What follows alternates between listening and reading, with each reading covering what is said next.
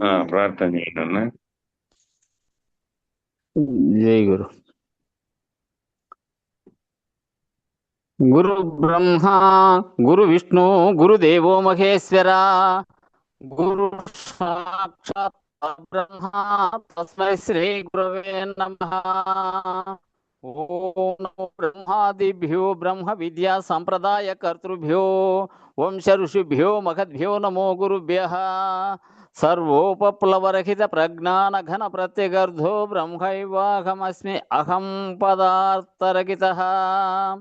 గురవే సర్వలోకానాం విషజే భవరోగిణాం నిదయే సర్వవిద్యానాం శ్రీ దక్షిణామూర్తయే నమః. బృహద్వాసిష్ట సిద్ధాంతం పూర్ణబోధోపదేశికా వెంకటేశ్వర యోగీంద్రం సద్గురుభ్యో నమో నమః. ఆత్మానాత్మమతీతమనిశం కేవలాత్మోపదేశికా వేముల రామయార్య యోగీంద్రం సద్గురుభ్యో నమో నమః. క్షరాక్షరమతీతం చ అచల పూర్ణోపదేశికా శ్రీ పూర్ణానంద పుల్లయార్య సద్గురుభ్యో నమో నమః. ద్వయాత్మరహిత సిద్ధాంతం పరమపురుష ప్రబోధకం శ్రీ వివేకానంద సుబ్బయార్య సద్గురుభ్యో నమో నమః. అస్మద్గురు సమారంభం కృష్ణ సాందీప మధ్యమాం ఓంకార పీఠ పర్యంతం వందే గురు పరంపరం. జై సద్గురు ప్రభు మహారాజ్ को జై గురు పరంపరమ को జై.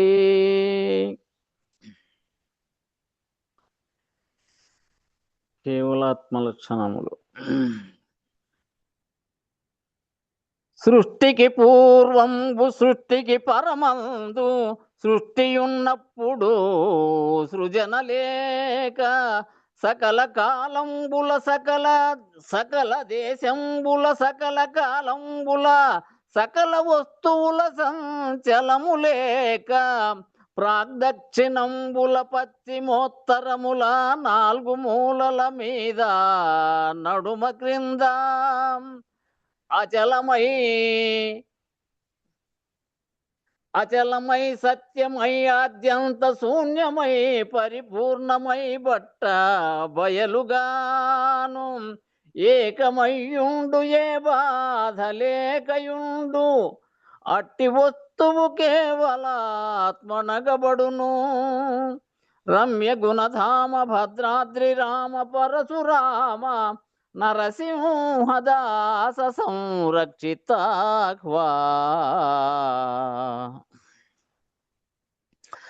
సగుణ నిర్గుణములు సదసత్తులను నిరాకార సాకారములు గానిదేదో క్షేత్రజ్ఞ క్షేత్రములు జీవ జంగంబులు కారణ కార్యములు గానిదేదో పాప పుణ్యంబులు బంధమోక్షంబులు జ్ఞాన కర్మంబులు గానిదేదో క్షరమక్షరంబులు సత్యమసత్యముల్ ఖండమఖండముల్ గానిదేదో రాకపోకలు చెప్పంగరానిదేదో నదియు కేవల పరిపూర్ణమనగనుప్పు.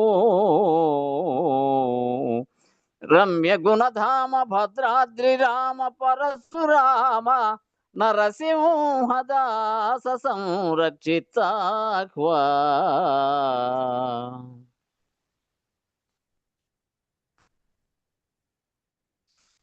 వసుధలో ననగదు వార్దిలో నగదు గాఢాగ్ని చేత దగ్ధంబుగాదు గాలికి కూలదు కరముల దిక్కదు పాషాణములనైన పగిలిపోదు వానకు తడియదు వడగన్ల నువ్వదు ఎస్త్ర శస్త్రంబుల ఖతముగాదు ఎండకు ఎండదు యుండ నీడకు రాదు ఘనపాశములనైనా కట్టుబడదు సలికి వనకదు భయముల కులికి పడదు అచలమయ్యుండు పరిపూర్ణమల చరిత. రమ్య గుణధామ భద్రాద్రి రామ పరశురామ నరసింహదాస సంరక్షితాహ్వా. जय सद्गुरु प्रभु महाराज को, जय गुरु परम को, जय जय गुरु జై స్వామి చెప్పండి అమ్మయ్య. అలివేలమ్మ ఏందంట స్వామి, ఆయమ్మకు తెలియదంట. అయ్యో దిన్నం వింటాడో నాకు తెలియదే, రాత్రికి మార్పించుకుంటాలి అని స్వామి. అలివేలమ్మదేనమ్మ అది. అవునండి స్వామి. దర్శనాల అలివేలమ్మదంటన్నా. సాయంత్రం పూట మళ్ళీ ఎవరికైనా చూపించుకుంటే అయిపోయాయి. చూపించుకొని పేరు అలివేలమ్మని మార్చుకోమనమ్మా. ఈ రోజు వివో మార్చుకుంటుందంట స్వామి. 1915 అనేదేమో వివో ఇప్పుడే 1915. మనవన్ని ఎవరన్నా లేపితే పేరు కొట్టమంటే అట్లే కొడతారు. లేరండి స్వామి, వాళ్ళు తోటలో ఉండారంట, ఆయమ్మ ఊర్లోకి పోయిందంట. సరే సరే. సాయంత్రం మార్పించుకుంటుందంట స్వామి. వివో 1915 అయితే అర్థమైంది. సరేలే, సైలెంట్ ఉండండి అమ్మా, డ్యూటీ చేసుకోండి. ఇప్పుడు సూటిగా చెప్పేస్తున్నారు, దానికి దీనికి ఏ సంబంధము లేదని. దేనికి? బయలుకు ఎరుకకు ఎట్టి సంబంధము లేదు అని నిర్ణయవాక్యంగా ఈ కందార్థంలో చెప్తున్నారు. ఇంకా ఎలా చెప్తున్నారు అంటే, ఆ నిర్ణయాన్ని అంటే నీకు దేహదారివై ఉన్నందున ఎరుకను తెలుసుకోవడమే సులభం. నువ్వు ఈ మానవ శరీరంలో ఈ శరీరంతో ఉన్నావు కాబట్టి, దేహాదారివై ఉన్నావు కాబట్టి ఎరుకను తెలుసుకోవడమే సులభం. ఈ మానవ శరీరం అయితే తన్ను తాను తెలుసుకోగలడు, తనకు అతీతమైనటువంటి దైవాన్ని తెలుసుకోగలడు, తనకు దైవానికి ఉన్న సంబంధమేమో కూడా తెలుసుకోగలడు. ఆ నిర్ణయాన్ని అంటే నీకు దేహదారివై ఉన్నందున ఎరుకను తెలుసుకోవడమే సులభం. కాబట్టి నువ్వు ఎప్పటికీ పంచభూతాలలోనున్న 4 భూతాలను తెలుసుకోగలుగుతావు. ఈ పంచభూతాలలో ఉన్నటువంటి 4 భూతాలను తెలుసుకోగలుగుతావు. కానీ గగన సదృశ్యమైనటువంటి ఆకాశభూతాన్ని తెలుసుకోలేకపోతున్నావు. అట్టి ఆకాశము ఘటమునందైనా, పటమునందైనా, మహత్తునందైనా ఒక రీతిగానే ఉంది. నువ్వు ఘటంలో చూడు, అంటే కుండలో నీళ్లుంటాయి, ఆ నీళ్ళలో చూడు. పటంలో చూడు, అంటే నీళ్లు లేకనే ఖాళీ ఘటమైన ఆకాశం అనేది, బయలు అనేది ఉంది, అంటే ఆ వ్యోమము అనేది ఉంది. ఆకాశ ఘటమునందైనా, పటమునందైనా, మహత్తునందైనా ఒక రీతిగానే ఉంది. ఘట పట మఠాకాశములు ఏకరీతిగా మహదాకాశమునందు ఉన్నవి అంటున్నది వేదాంత పంచవింశతి. వేదాంత పంచవింశతి అంటే 25 తత్వాలలో కూడా ఉంది అనేటువంటి మహదాకాశమునందు ఉన్నవి అంటున్నది వేదాంత పంచవింశతి. చెప్పడానికి కుండలో ఆకాశం, ఇంటిలో ఆకాశం, బ్రహ్మాండంలో ఆకాశం, ఆ అవతలనున్నటువంటి మహత్తులోని ఆకాశం. కాబట్టి ఒక కుండలోనున్న ఆకాశము, ఆ కుండ పగిలితే ఇందులోనున్నటువంటి ఆకాశము ఇంటిలో కలిసింది అన్నాడు. ఆ కుండలో ఉన్నటువంటి ఆకాశం ఏమైంది? ఆ కుండ పగిలినప్పుడు ఆ ఇంటిలో ఉన్నటువంటి ఆకాశంలే కలిసింది, ఆ బయలులే కలిసింది అన్నాడు. ఇంటిల్లు పడిపోతే, ఆ ఇంటిల్లు పడిపోతే ఇంటిలో ఆకాశం ఏమైంది? పంచభూతాలలో ఉన్నటువంటి ఆకాశంలో కలిసి ఉంది అన్నారు. అప్పుడు పంచభూతాలలో ఉన్నటువంటి ఆకాశము పడిపోతే మాదాకాశంలో కలిసింది అన్నారు. అట్లా ఏమయ్యా, ఉన్న మాదాకాశంలో ఏర్పరచుకున్నటువంటి ఆభాషారూపక, భ్రాంతి రూపక, మోహరూపక, అభిమాన రూపకమైనటువంటి ఆవరణాలు, పరిమితులు ఘట పట మఠములు కదా. మరి సర్వకాలము ఉన్నది మహదాకాశం కదా. అట్టి మహదాకాశం అనేటటువంటి బ్రహ్మాండము, విశ్వము, గెలాక్సీ, నెబ్యులా, ఏ పేరైనా పెట్టుకో, అనంత విశ్వం అది. అది కేవలాకాశం నందే కదా తిరుగుతున్నది. అట్టి కేవల ఆకాశము ఈ తిరుగుతున్నటువంటి విశ్వం అనే ఎరుకను ఎరుగదు. ఏ పేరైనా పెట్టుకో అనంత విశ్వానికి, అది కేవలాకాశం నందే కదా తిరుగుతా ఉంది. అట్టి కేవలాకాశము ఈ తిరుగుతున్నటువంటి విశ్వము అనే ఎరుకను ఎరుగదు. మేము అదే గెలాక్సీ అని ఒకటి వేదాంత విచారణలో పెట్టి చిత్రం, అది వీడియో. దాన్ని కింద ఓపెన్ చేసి చూశారో లేదో, ఎంతమంది చూసారో తెలియదు, కానీ అది ఓపెన్ చేసి చూస్తే మీకు ఈ గెలాక్సీ నెబ్బుల్ విశ్వం అంతా కనపడుతుంది. ఆ కంటిలోనే, ఆ నేత్రంలోనే ఆ విశ్వం అంతా కనపడతా. అది ఎరుకకే ఎలుగుబంటి దుర్లభము సుమ్మి, ఈ ఎరుకకే ఎలుగుబంటి దుర్లభము సుమ్మి. కాబట్టి తెలుసు అన్న వారందరూ కూడా ఎరుకలోని వారే అన్నారు. తెలుసు అన్న వారందరూ కూడా ఎరుకలోని వారే. అందుకే మనం చాలాసార్లు చెప్పుకుంటా ఉంటాం, ఎరిగిన వారు లేరు, ఎరిగిన వారు లేరు. ఎరిగితే ఉండరు, ఏమీ తెలియబడదు. ఏది నిజం ఎరిగితే, గురుముఖత నిజం ఎరిగిన వారు ఆ స్థితిగా ఉండిపోవచ్చు, కానీ నేను ఇట్లా ఉండానని చెప్పడానికైతే వీలు లేదు. నువ్వు ఉంటే కదా చెప్పేదానికి. కాబట్టి తెలుసు అన్న వారందరూ ఎరుకలోని వారే అన్నారు. తెలియదన్న వారికే ఎరుక ఎలా లేదో తెలిసిన వారట. తెలియదన్న వారికే ఎరుక ఎలా లేదో తెలిసిన వారట వాళ్ళు. ఏమోనండి, నాకు ఆ విషయం గురించి తెలియదండి. కాబట్టి ఆత్మజ్ఞాన పద్ధతిగా, బ్రహ్మజ్ఞాన పద్ధతిగా, జీవ బ్రహ్మైక్య పద్ధతిగా చెప్పబడినప్పుడు తెలియదనుట అజ్ఞానం. నీకు ఆత్మజ్ఞాన పద్ధతిగా, బ్రహ్మజ్ఞాన పద్ధతిగా, జీవ బ్రహ్మైక్య పద్ధతిగా చెప్పబడినప్పుడు తెలియదనుట అజ్ఞానం, తెలియుట జ్ఞానం. తెలిసిడి తెలివిని మీరుట బ్రహ్మం. ఆ తెలివిని మీరుట బ్రహ్మం అనే పద్ధతిగా అఖిల జీవ సంఘ ఆత్మలింగ అని ఆత్మలింగ శతకములో ఉంది ఈ విషయం అని చెప్తున్నాడు అని చెప్పబడుతుంది. కానీ ఇక్కడ ఎలా అంటున్నారు అంటే, ఏది తెలియజెప్పాలన్నా ఎరుక ఉంటేనే తెలియజెప్పగలరు. ఎరుకను దాటినవాడు, ఎరుకను మీరినవాడు ఎలా చెప్పగలడు?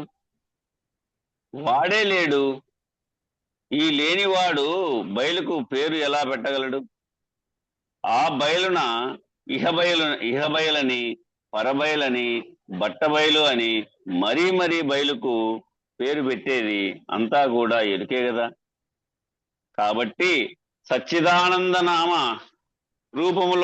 రూపములనేటువంటి 5 లక్షణముల చేత, సత్తు, చిత్తు, ఆనంద అనేటువంటి రూపములనే 5 నామముల చేత తెలియబడే సర్వం శూన్యమునందు లేదు కదా.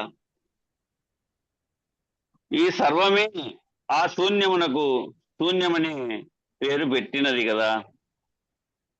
ఈ శూన్యంలోనే దీని యొక్క ఆది ఉన్నది. అంటే ఈ శూన్యంలోనే దీని యొక్క ఆది, అంటే దీని మొదలు ఉంది కదా. ఆద్యాంతములు శూన్యమునందు ఉన్నది కదా. ఆద్యాంతములు శూన్యమునందు ఉన్నది కదా ఈ సర్వమునకు. కాబట్టి ఈ శూన్యం, ఆ సర్వము ఎరుక అనే స్థితి యందు అఖండ ఎరుక మూల ప్రకృతి యందు ఒక్కటిగానే ఉంది. ఇదే ఈ విషయాన్ని ఈ పేరు పెట్టారు, హెడ్డింగ్. ఏదానికి? సర్వవేదాంత శిరోభూషణానికి. శూన్యం సర్వం ఎరుక అనే స్థితి యందు పెట్టారు. ఇది బ్రాకెట్ లో పెట్టారు, సర్వ వేదాంత శిరోభూషణము అని పైన వెడ్డింగ్ పెడుతూ శూన్యం సర్వం అని పెట్టారు. అట్లా అఖండ ఎరుక మూలా ప్రకృతి యందు ఒకటిగానే ఉంది కదా. పిండాండం బ్రహ్మాండం అందలి అహమన్నా అఖండమన్నా ఖండమన్నా ఎన్ని రీతులుగా మాట్లాడినా ఎరుగుదుననినా ఎరుకకే. కాబట్టి ఎప్పటికీ తనలో తానే తిప్పుకుంటుంది, సుడిగుండం వలె తప్ప. ఆవల ఉన్న బయలు ఆవల ఉన్న బయలును దర్శింప చేయదు, ఆవల ఉన్న బయలును తెలియచేయదు. ఎట్లయితే మబ్బు బాగా ఉన్నప్పుడు సూర్యుడు ఉదయిస్తానే ఆ మబ్బు పటాపంచలైందో, ఆ విధంగానే ఎప్పుడైతే గురుముఖత నీకు అది భావంలో అభావమైందో, నీకు ఆ విధంగా తోచబడిందో, అప్పుడే ఇది లేదు. ఎట్లయితే చీకటి పటాపంచలైందో అట్లా ఆ ఎరుక పటాపంచలైంది. ఎరుగుట దుర్లభం సుమ్మి ఈ ఉత్త బయలు అంటా ఉన్నాడు కదా. ఎరుగుట దుర్లభం, తెలియబడేదానికి వీలే కాదు. తెలియవన్యావా లేవు, ఇంక నేను తెలియవన్యాను అని చెప్పేదానికి ఎక్కడున్నావు? కాబట్టి ద్వాదశిలో ఉన్నటువంటి మొదటి పదము ఈ ఉత్త బట్టబయలు ఏమీ లేదు. ద్వాదశిలో ఉన్నటువంటి మొదటి పదం ఏది? ఈ ఉత్త బట్టబయలు ఏమీ లేదు. ఏతన్మిథ్య కించిన్నాస్తి ఇతితే మయా, కొంచెం కూడా లేదు. ఇతి తే మయా, కొంచెం కూడా లేదు. ఇసుక రేణువు అంత కూడా లేదు, అణువు అంత కూడా లేదు, మహత్తంత అసలు లేదు. అణువు అంత లేకపోతే ఇంక మహత్తంత ఎక్కడొస్తుంది? తత్ అనబడు అంతయు లేనిదే. తత్ అంటే నేను అనబడేటువంటిది అంతయు లేనిదే అనేటటువంటి నిర్ణయాన్ని ద్వాదశి అందిస్తాంది మనకు. అందులో ఉన్నటువంటి మాటనే ఇక్కడ వాడారు. ఈ ఉత్త బయలు ఎరుగనే ఎరుగదు, ఎరుక. ఆ ఎరుక ఈ ఉత్త బయలు ఎరుగనే ఎరుగదు, ఈ బయలు ఎరగదు, ఈ బయలును ఎరుక ఎరుగనే ఎరగదు. కాబట్టి ఆకాశంలో మేఘాలు తిరుగుతున్నట్టు కనబడ్డాయి, ఆకాశంలో మేఘాలు తిరుగుతా ఉన్నట్లుగా కనబడుతున్నాయి మనకు. ఆకాశము మేఘాలను ఎరుగుతుందా ఎక్కడైనా? ఇప్పుడు ఆకాశం నా యందు ఇవన్నీ తిరుగుతా ఉన్నాయని ఏమన్నా ఎరుగుతా ఉందా? కాబట్టి సూర్యుని యొక్క ప్రభావం చేత మేఘాలు ఏర్పడి, జలచక్రంలో భాగంగా మేఘాలు ఏర్పడి, మరలా వర్షంగా ఏర్పడి, మరలా మేఘాలు లేకుండా ఉన్నటువంటి నిర్మలాకాశం ఏర్పడుతూ ఉంది. ఆ సూర్య ప్రభావం చేత మేఘాలు ఏర్పడుతూ ఉన్నాయి. ఆ ఏర్పడినటువంటి మేఘాలన్నీ కూడా జలచక్రంలో భాగంగా ఆ మేఘాలు ఏర్పడిన మరలా వర్షంగా మారి, ఆ వర్షముగా కురిచి ఏర్పడినటువంటి మరలా మేఘాలు లేకుండా ఉన్నటువంటి నిర్మలాకాశం ఏర్పడుతూ ఉంది. అయినంత మాత్రమున ఆకాశంలో ఏమైనా ఎరుక కలిగిందా? మిగిలిన 4 భూతాల యొక్క చలనములు ఆకాశం నందు ఏమైనా ఎరుక కలిగించినవా? లేదు కదా. సముద్ర గర్భమనందు అనేక జలచరములు, జీవరాశులు ఉద్భవించి విహరించి లయిస్తా ఉన్నాయి. ఆ సముద్రంకి ఏమైనా కలిగినదా? ఈ ఉదాహరణలన్నీ కూడా అరుంధతి అమ్మాయి ఏమో ఫోన్ చేస్తాను, నిన్న ఏమన్నా రాలేదేమో.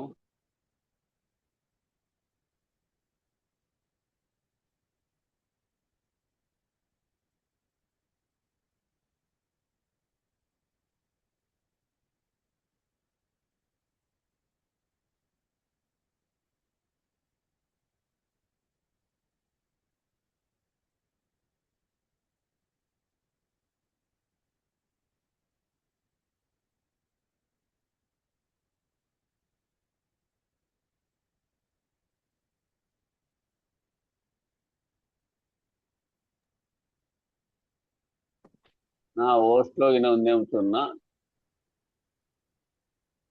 ఉంది అరుంధతి నాకే పెట్టాడు, నాకు తెలియదు. జై గురు.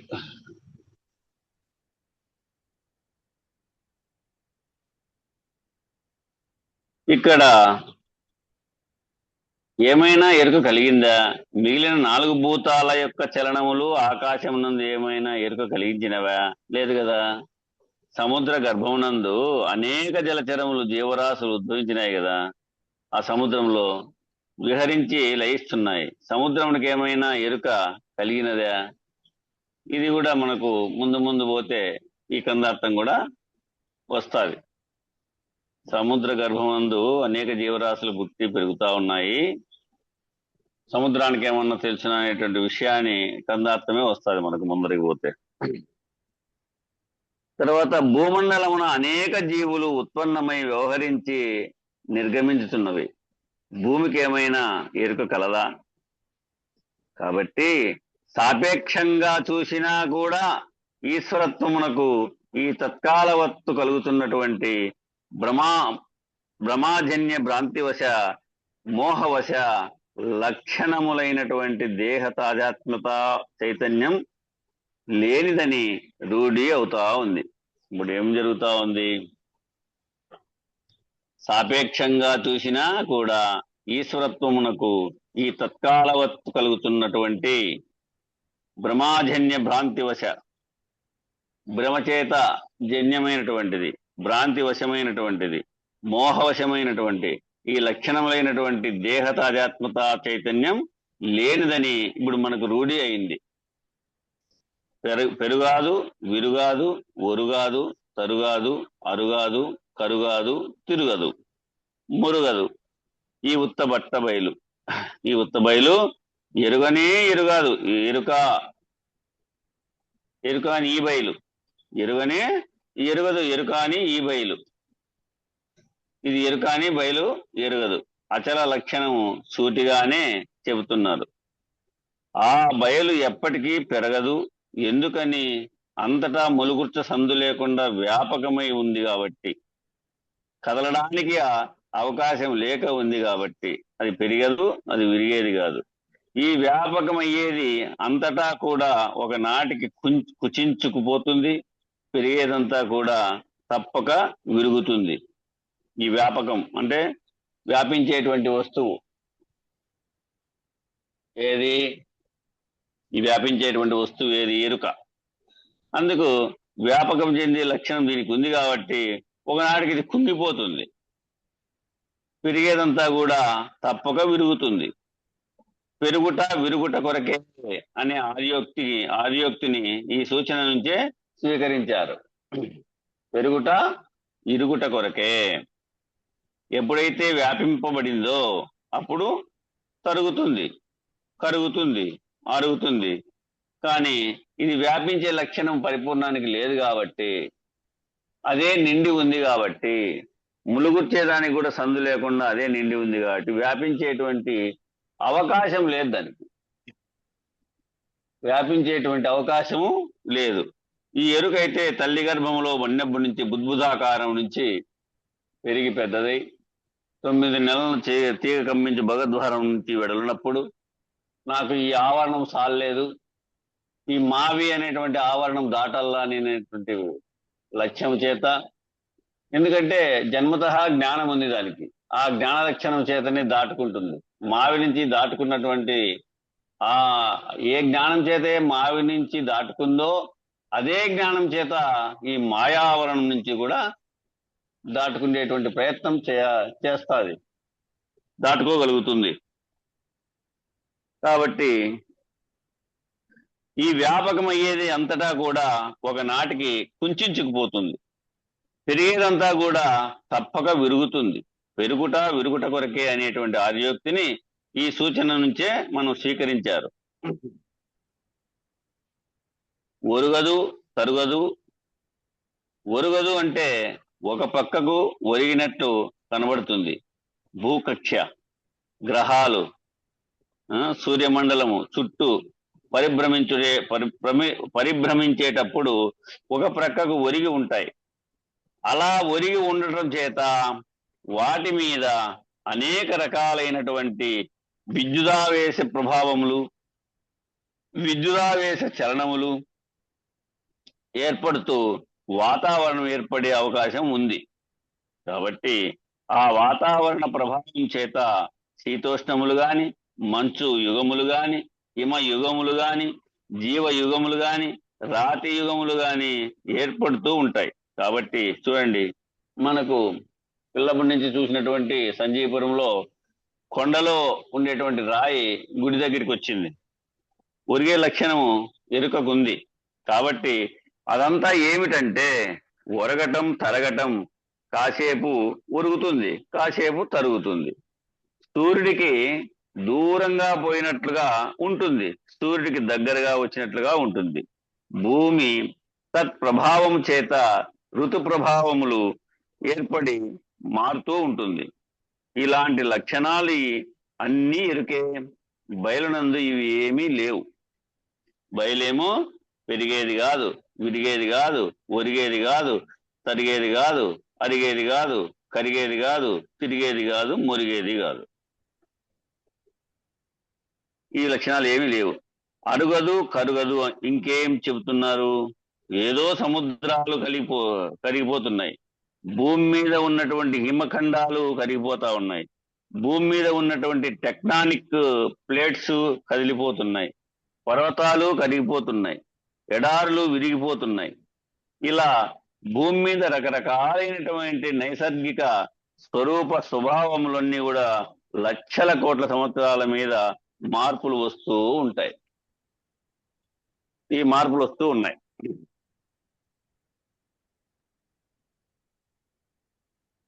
ఒకానొకప్పుడు ఖండములు అన్నీ కలిసి ఉండి సప్తద్వీప వసుంధర అనేటటువంటి రీతిగా ఉన్నటువంటి ఇలా తలము, ఇలా తలము, భూతలము, ఇలా అంటే ఈ భూమి పైన భూతలము, ఖండములన్నీ కూడా ఒక ప్రక్కకు కలిసి ఉండి తర్వాత అవి ప్రయాణం చేసి ఒక దగ్గర నుంచి మరొక దగ్గరికి జరుగుతూ మిల్లీమీటరు ఇప్పుడున్నటువంటి పరిస్థితికి వచ్చినాయి అనేది నిర్ధారణగా, నిరూపణగా వేదములందు, విజ్ఞాన శాస్త్రముల యందు కలుగుతుంది. అలా చెప్పినదంతా కూడా అరుగుతూ ఉంటుంది, కదులుతూ ఉంటుంది, మురుగుతూ ఉంటుంది. భూకంపాలు వచ్చినప్పుడు చూడాలి, విపరీతమైనటువంటి శబ్దం ఏర్పడుతుంది, మేఘాలు గర్జిస్తాయి. ఇలా పంచభూతాత్మకమైనటువంటి సమస్త సృష్టి అంతా కూడా ధన్యాత్మకంగా ఉంటుంది. ఇది ధన్యాత్మకం కాదు, ద్వయాత్మకంగా ఉంటుంది. ధన్యాత్మకం ఉంటే శబ్దం, ధ్వన్యాత్మకంగా ఉంటుంది. దాని అవతల ఉన్నటువంటి వ్యోమమునందు కూడా ఈ శబ్దం నిశ్శబ్దంగా ఉంటుంది, అనాహతంగా ఉన్నది, నాదంగా ఉంది. ఇప్పుడు మనకు ఓంకారనాదం కూడా నాదంగా పలుకుతుంది. వ్యోమమునందు కూడా ఈ శబ్దం నిశ్శబ్దంగా ఉంటుంది, శబ్దించకుండా నిర్మలంగా నిర్మలమై, నిశ్చలమై, నిత్యమై, నిర్వీకారమై, నిశ్శబ్దమై ఉంటుంది. నీవు ఆ బ్రహ్మాకార వృత్తి స్థితి ఉన్నప్పుడు అది ఎక్కడా ఏమీ మెదలదు, కదలదు, ఏమీ శబ్దించదు, నిశ్శబ్దంగానూ ఉంటుంది. ఇప్పుడు అనాహతంగా ఉంటుంది. ఆ అనాహతంగా ఉన్నది నాదంగా ఉంది కదా. ఈ అనాహత చక్రంలో నుంచి పయనించేటువంటిది ఇది ఓంకారనాదం, అదే ప్రణవాక్షరము అంటాం. ఆ నాదస్వరూపంగానూ ఉంటుంది.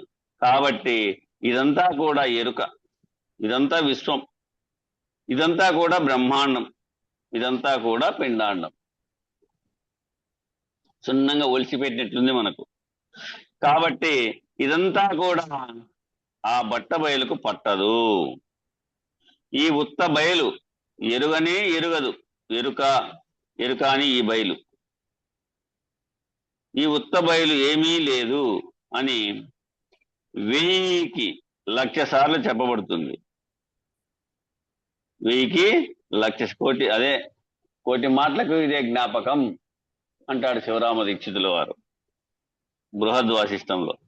అట్లా ఈ ఉత్తబయలు ఏమీ లేదు అని 1000 సార్లు చెప్పబడుతుంది. ఎరుగనే ఎరుగదు ఎరుక ఈ బయలును. ఈ బయలును ఆ ఎరుక పద్ధతిగా ఉన్నవారు ఎప్పటికీ తెలుసుకొనలేరు. ఈ బయలును ఆ ఎరుక పద్ధతిగా ఉండే వాళ్ళు ఎప్పటికీ తెలుసుకోలేరు.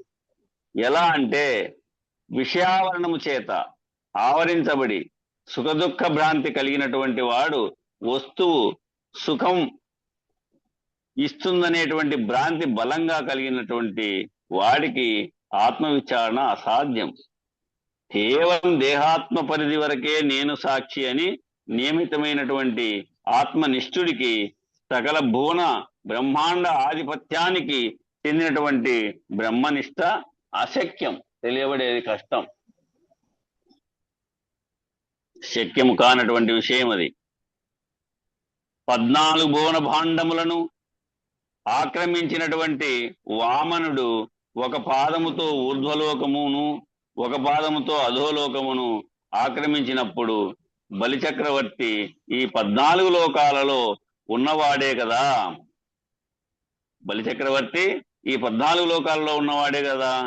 3వ అడుగు ఎక్కడ పెట్టమంటావు అని అడిగినప్పుడు తన శిరమును చూపెట్టాడట. తన శిరాన్ని చూపెట్టినాడంట. అప్పుడు ఊర్ధ్వలోకంలో అంటే 7 14 లోకాల్లో, అధోలోకంలో 7, ఊర్ధ్వలోకాలు 7. ఈ 14 లోకాలలో ఉన్నవాడే కదా. అప్పుడు ఆ ఊర్ధ్వలోకంలో ఒక పాదం పెట్టాడు, అధోలోకంలో ఒక పాదం పెట్టాడు. ఇక్కడ బలిచక్రవర్తి ఈ 14 లోకాల్లో ఉన్నవాడే కదా, 3వ అడుగు ఎక్కడ పెట్టమంటావు అని అడిగినప్పుడు తన శిరమును చూపెట్టాడట. అంటే అర్థం ఏమిటి? ఇప్పుడు ఆ 7 14 లోకాల నిర్ణయము అనేటువంటి ఎరుక ఆ బ్రహ్మరంధ్ర స్థానం నుంచే పనిచేస్తుంది, ఆ భూమా స్థానం నుంచే పనిచేస్తుంది. కాబట్టి అయ్యా ఈ ఎరుక విడిపించేశావు అనుకో, ఈ ఎరుకను విడిపించేశావు అనుకో, నాకు ఆ 14 లోకాలతో పని లేదు. ఇంకా నీకు నాకు అభేదం, నీ విరాట్ రూపంతో నాకు పని లేదు. నేనే లేనివాడిని అయ్యేటట్లుగా నన్ను అనుగ్రహించు స్వామి అని త్రివిక్రమార్క రూపమైనటువంటి 3 విక్రమార్కుల రూపమైనటువంటి వామనునికి మొక్కిన వాడు బలి అవడానికి అసుర కులమునందే పుట్టిన వాడైనను ప్రహ్లాదుడు. అవడానికి అసుర కులం అంటే రాక్షస కులంలో పుట్టినా గాని ప్రహ్లాదుడు. బలి ఇత్యాదులు హ్లాదీని శక్తి బాగా విశేషంగా పనిచేసేటటువంటి వారు ఆ హ్లాదీని. ప్రహ్లాదుడు అన్నప్పుడు ప్రాదిశేస్తే హ్లాదీని శక్తి రాధారూపంగా కూడా కొలవబడుతుంది. హ్లాదీని శక్తి రాధారూపంగా కూడా కొలవబడుతుంది. కాబట్టి సాధకుడిలో తన అంతఃకరణాన్ని జయించేటప్పుడు ఈ హ్లాదీని శక్తి ఎంతో ఉపయోగపడుతుంది. రాధాదేవి యొక్క ప్రయోజనం చాలా ఉంది. అలా తాను ఉపాసించేటటువంటి దైవం యొక్క కరుణ ఎట్లా వచ్చింది, ఆయనకు ఆ శక్తి ఆ ప్రయోజనము ఎట్లా కలిగింది అంటే అలా తాను ఉపాసించేటటువంటి దైవం యొక్క కరుణ వల్ల కలిగింది. గురు కరుణ చేత 5 25గా ఉన్నటువంటి ఇంద్రియ సముచ్చయాన్ని 5 25గా ఉన్న తత్వ సమాహారాన్ని దాటినటువంటి వాడై కూటస్థ నిర్ణయాన్ని పొంది కూటస్థమునకు ఆవల ఉన్న పరమును వీక్షించి పరిశీలించి గురి గుర్తుగా ఎరిగి ఆ గురి గుర్తులు అనేటటువంటి ఎరుకను విడిచి బయలునందు స్థితమగుచున్నాడు. ఎట్లా వచ్చిందబ్బా ఇదంతాను అంటే దక్షిణామూర్తి నుంచి మౌనం వాక్యగా వచ్చినటువంటి రీతిగా మనకు అనిపిస్తా ఉంది. ఈ విషయాలన్నీ ఎరుగనే ఎరుగదు ఎరుక ఈ బయలు. పరమశివుడు కళ, కాలము, చిత్తు, తమస్సు అనేటువంటి ఈశ్వర పంచీకరణమనందు ఉన్నటువంటి 5 25 లక్షణాలని ఎరుకగా నిర్ణయించబడి ఆవల ఉన్నటువంటి పరశివం అనేది బయలునందు ఈవల ఉన్న పరశివం గాని బ్రహ్మాండం గాని పిండాండం గాని లేనిది అని నిర్ణయిస్తూ మనకు ఇది కందార్థానికి 33 కందార్థానికి భావం సమాప్తము. తర్వాత 34 కందార్థం చెప్పండి అన్నగారు. మేకల శివయ్య స్వామి మీట్ పెట్టుకో.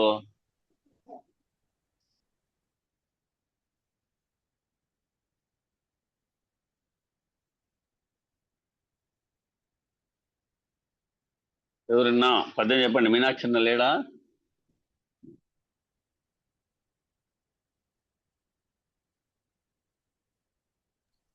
మీనాచన్న లేడు స్వామి, దివాకరే లేడు. 34 పలుకొన వలుగ రాకను. అది పలుకు ఇది చెప్పినా కదా లేదా? ఇప్పుడు చెప్పినా లేదు, ఇప్పుడు చెప్పాల. మీటి పెట్టుకున్నట్టే రాకను తలపోయుదమని మదికి తగులక ఎప్పుడు ములుకృత్వ సందులేకను కలిగున్నది బట్ట బయలు గదరామాయన్న. ఇదిగో చూడు కదులాదోయన్నా, పలుకన్నా పలుకాక తలుపన్నాదెరుగాక చలి ఎండ వానాల నలయాక నిలచుండు గదరామాయన్న. ఇదిగో చూడు కదులాదోయన్నా. జై గురు. జై గురు. ఓ శిష్యుడా, పరిపూర్ణ పరబయలు వాచ్యావాచ్యార్థములకు అందునట్టిది కాను, అందునట్టిది గాను లక్ష్యార్థముగా మదిలో దానిని తలపోయడం అనినా మనసుకు సాధ్యం కాదు.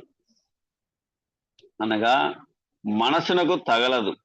అది ఎట్లా ఉందప్ప అంటే ముళ్ళు గుర్చ సందు లేక అది ఉంది. అదిగో చూడు. అది కదలక ఇతర వస్తువులను కదిలించక పలుకక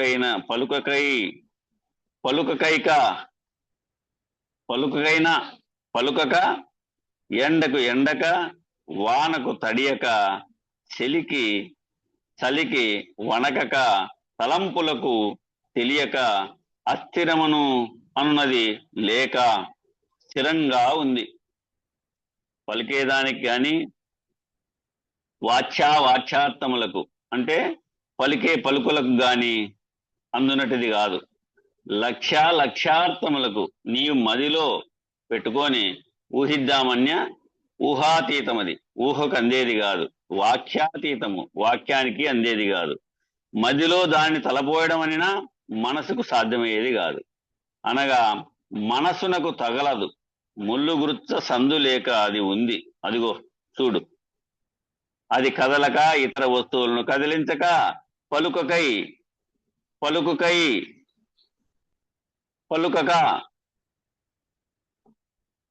ఎండకు ఎండక వానకు తడియక చలికి వణకక తలంపులకు తెలియక మనసులో తలంచుకుందామని ఆ తలంపు కూడా తెలియక అస్థిరమనున్నది. అది స్థిరంగా ఉంది. అది అస్థిరం అనేది లేదు. అస్థిరమన్నది లేక స్థిరంగా ఉంది. ఇది పద విభజన తాత్పర్యము అని ఈ పద్యానికే రాశాడు ప్రస్తుత అని.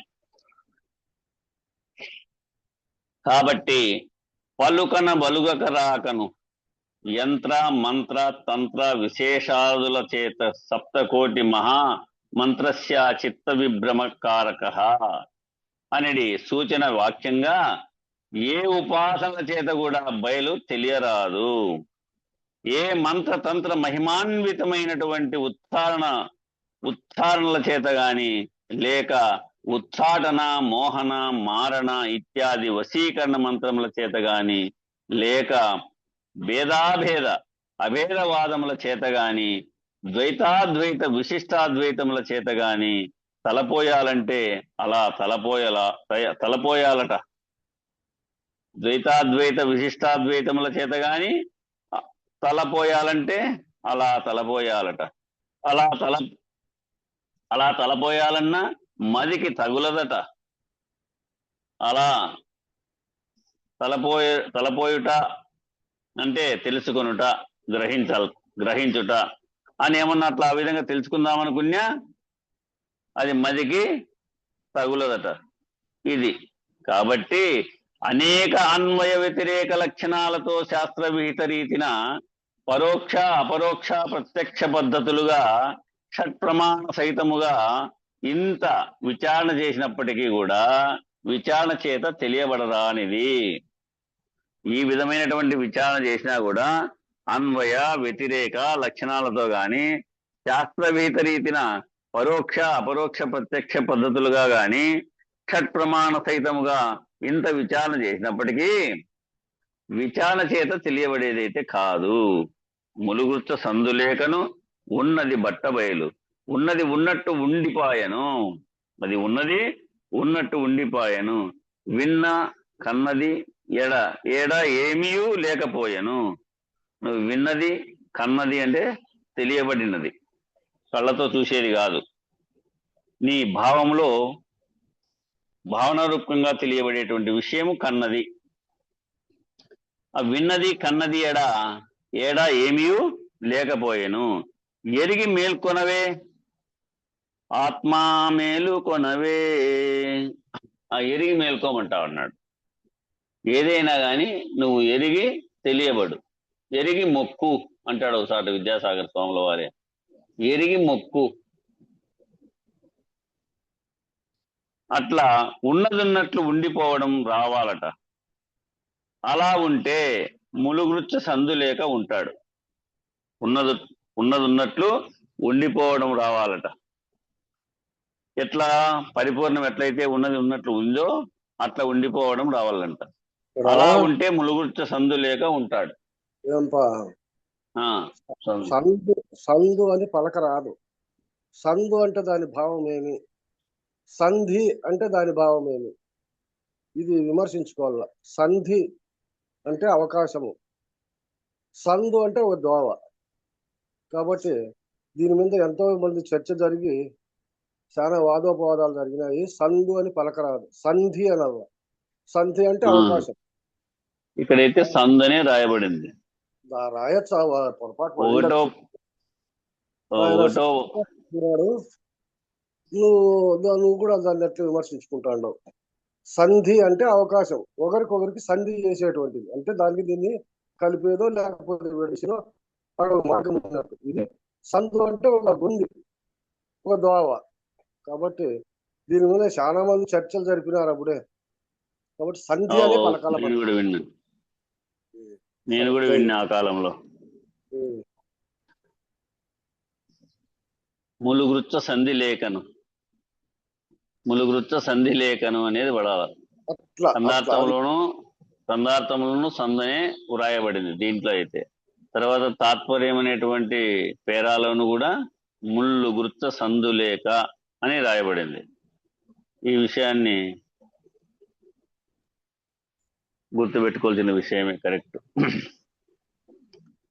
లేఖను ఉన్నది బట్టబయలు, ఉన్నది ఉన్నట్టు ఉండిపాయను. విన్న కన్నది ఏమీ లేకపోయాను. ఎరిగి మేల్కొనవే ఆత్మా మేలుకొనవే అనేటువంటి మేలుకొలుపులో ఎరిగి మేల్కొనవే అని పదం వచ్చింది. ఉన్నదున్నట్లు ఉండిపోవడం రావాలట. అలా ఉంటే ములుగుర్చ సంధి లేక ఉంటాడు.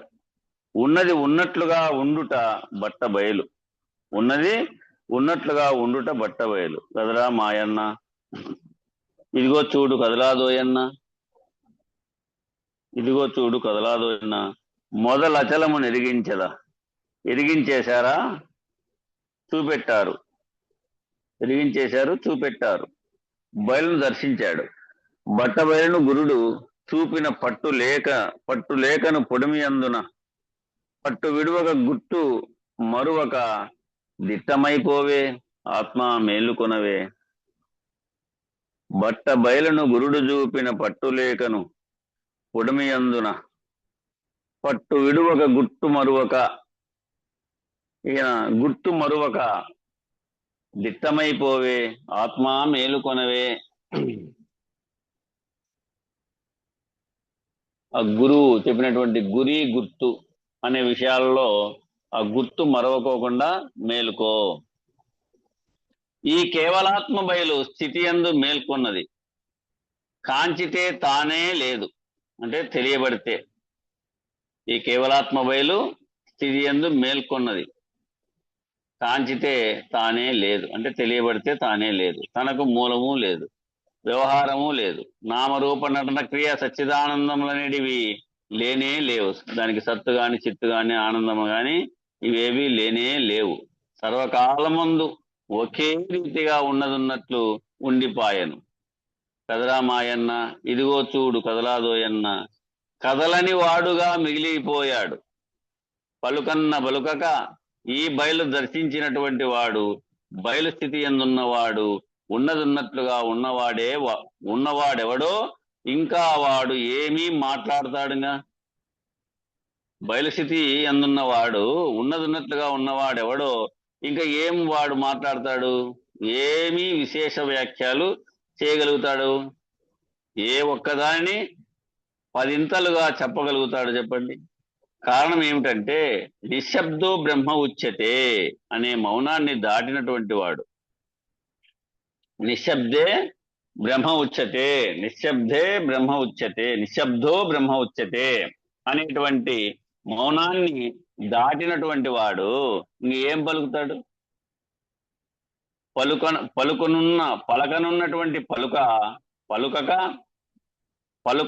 పలుకక తలపన్నది ఎరుగక సహజ నిర్వీకల్ప సమాధి నిష్టకు ఆవల ఉన్నవాడు. చలి ఎండ వానల నలయక అష్టతను నిర్ణయాన్ని, ఆ 8 తనువుల యొక్క నిర్ణయాన్ని నిరసించిన వాడు. బ్రహ్మాండ తనువులు 4, పిండాండ తనువులు 4.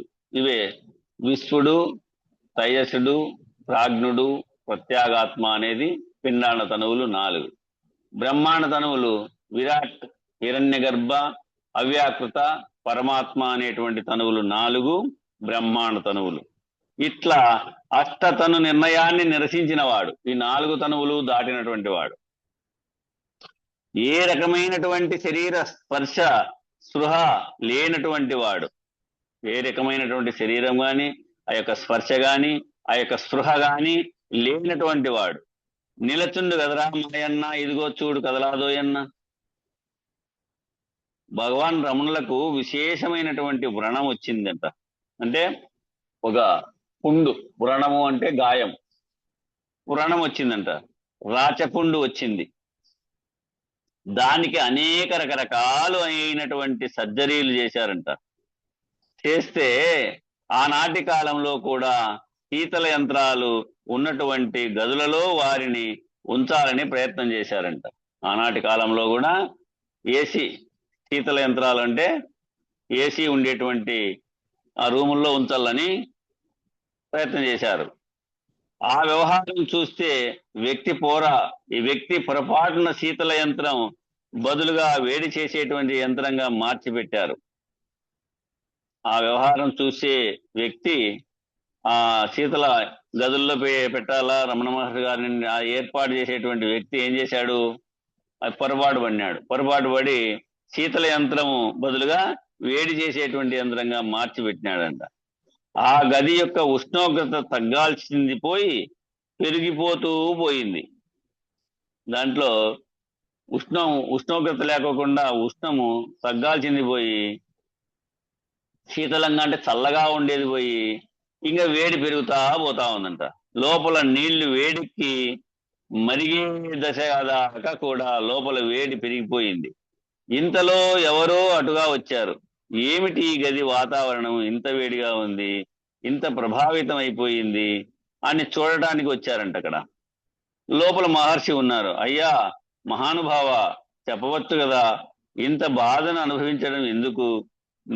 మీ బాధ తగ్గుతుందని ఆశ్రమం నుంచి ఇక్కడ తీసుకొచ్చి మీకు వైద్యం చేస్తున్నారు కదా, మరి మీకు ఈ గదిలో శీతల యంత్రం ఉండాలి కదా, నీ బాధ తగ్గడానికి శీతల యంత్రం ఏర్పాటు చేస్తే పొరపాటు జరిగితే ఈ అపరాధాన్ని మీరు ఇట్లా భరించడం ఏమైనా సమంజసంగా ఉందా అని అన్నారు. అప్పుడు చలి ఎండ వానాల నలయాక నిలచుండు గదరా మాయన్న వారన్నారు. మీరేమో దీనికి సుఖమని ఇక్కడ పెట్టారు, ఇదేమో సుఖంగా లేదు అంటుంది. నేనా మీరన్నది ఎరుగజాలను, ఇది చెప్పేది ఎరుగజాలను. మీరు చెప్పిన విషయం నాకు ఎరుక లేదు, మీరు చెప్పిన విషయం కూడా నాకు తెలియబడదు. ఇది చెప్పే అంశం నాకు ఎరుక లేదు, ఇది చెప్పేటువంటి అంశం కూడా నాకు ఎరుక లేదు. కారణము నేను కేవలాత్మ స్వరూపుడను, బట్ట బయలును లేని వాడను. మరి నేనేం చెప్తాను అన్నారు మహానుభావులు. ఆ స్థితిగా ఉన్నాడు. అదే శీతోష్ణములకు సమానుడై ఉన్నటువంటి వ్యక్తి కాబట్టి ఆయన ఆ విధంగా అన్నాడు. కదరా మాయన్న, ఇదిగో చూడు కదలాదోయన్న. అలాగే మన గురువరేణ్యులు కూడా గత పుష్కర కాలం అంటే గత 10 సంవత్సరాల కాలం నుంచి అంతకు ముందు పుష్కర కాలం కూడా సమిష్టి అనుభవం వారికి ప్రవేశించిన కాలం నుంచి, ఈ సమిష్టి అనుభవము వారికి ప్రవేశించిన కాలం నుంచి అంటే ఈ పిండాండము యందు ఉండేటువంటి జీవరూపం నుంచి, బ్రహ్మాండము యందు ఉండేటువంటి ఈశ్వర రూపం నుంచి, విశ్వాండమందు ఉండేటువంటి బ్రహ్మాకార వృత్తి బ్రహ్మస్థితిని పొందినటువంటి వాడై ఉన్నాడు. అప్పటికి ఈ పుష్కర కాలం అంటే ఈ 10 సంవత్సరాల లోపల, మళ్ళా అంతకు ముందు పుష్కర కాలం, ఆ 10 సంవత్సరం లోపల కూడా సమిష్టి అనుభవం వారికి ప్రవేశించిన కాలం నుంచి నేటి వరకు కూడా అనేక రకములైనటువంటి దేహ బాధలు ఏర్పడుతున్నప్పటికీ పలుకన్న బలుకాక తలపన్న తిరుగాక చలి ఎండ వానల నలయాక నిలుచుండు గదరా మాయన్న, ఇదిగో చూడు కదలాదోయన్న. ఆ స్థితిగా నిర్భయానంద స్వాముల వారు కూడా ఉండిపోయినారు అని మనకు గుర్తు చేశాడు. అలా సశరీరులైనటువంటి అశరీరుల యొక్క పెద్దలైనటువంటి వారి దేశికోత్తములు దేశికవర్యులు అయినటువంటి వారి దయచేత ఇదిగో చూడు కదలాదోయన్న, పెద్దలు అనుభవజ్ఞులు పరిపూర్ణులు అయినటువంటి మహనీయుల ద్వారా ఇది మనం తెలియబడినప్పుడు ఇదిగో చూడు కదలాదోయన్న, ములుగృచ్చ సంధి లేకను కలిగి ఉన్నది ఈ బట్ట బయలు కదరా మాయన్న, ఇదిగో చూడు కదలాదోయన్న. అలా బయలును దర్శించి స్థిరమైనటువంటి జనన మరణ రహితమైనటువంటి ఎప్పటికీ పుట్టనిది ఎప్పటికీ చావనిది అయినటువంటి బట్టబయలుగా ఉన్నట్లుగా ఉండిపోయినటువంటి స్థితి యందు ఎట్లా ఉంది ఇది అంటే, ఇగో ఆ స్థితి యందు ఇగో సామర్థ్యమేమి చూపదు. సందర్భం స్వామి చాలండి, సరిపోయింది. టైం అయింది నీకు. 3 నిమిషాలు. సరే. బోలో శ్రీ సద్గురు మహారాజ్ కి జై, గురు పరంపరముకు జై. జై శ్రీ వెంకటాంబ సమేత శ్రీ పూర్ణానంద పుల్లయారులకు జై. జై శ్రీ ఇందుగల గురు భక్త మండలికి జై. జై గురు. మంగళం చెప్పండి. మంగళము మంగళంబు మహనీయ గురునకు మంగళంబు, సర్వులు శరణు కోరు సాధు స్వరూపునకు మంగళంబు. మంగళం శ్రీ గురుదేవాయ మహనీయ గుణాత్మనే, సర్వలోక శరణ్యాయ సాధురూపాయ మంగళం. జై సద్గురు ప్రభు మహారాజ్ కు జై. శ్రీ పూర్ణానంద పుల్లయార్య సద్గురు ప్రభు మహారాజ్ కు జై. శ్రీ వివేకానంద బండారు సుబ్బయార్య సద్గురు ప్రభు మహారాజ్ కు జై. గురు పరంపరమకు జై. గురు భక్త మండలికి జై. జై గురు. జై గురు. జై గురు. జై స్వామి. జై గురు. జై గురు. అందరికీ జై గురు. అందరికీ జై గురు స్వామి. జై గురు. జై గురు. జై గురుమయ్య. జై గురు స్వామి. జై గురు స్వామి. అందరికీ జై గురు. జై గురు స్వామి. జై గురు. జై గురు స్వామి. జై గురు. జై గురు. రికార్డ్ ఆన్ చేసినారు నేను. జై గురు స్వామి. జై జై గురు. గురు స్వామి. జై గురు స్వామి. రికార్డ్ ఆన్ ఆఫ్ చేయలేదేమో నేను.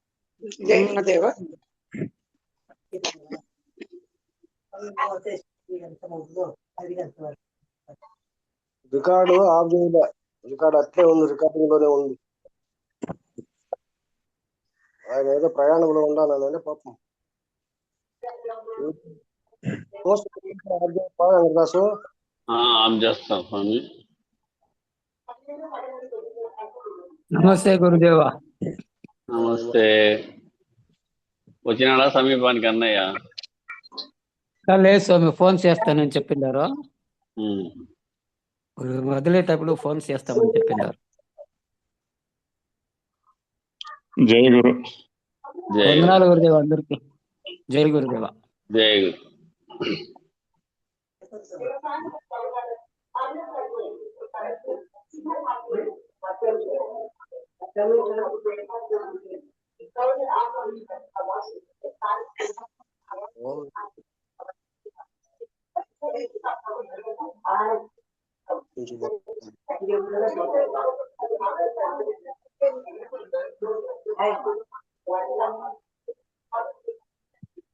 జై గురు వెంకటదాస్. జై గురుదేవా.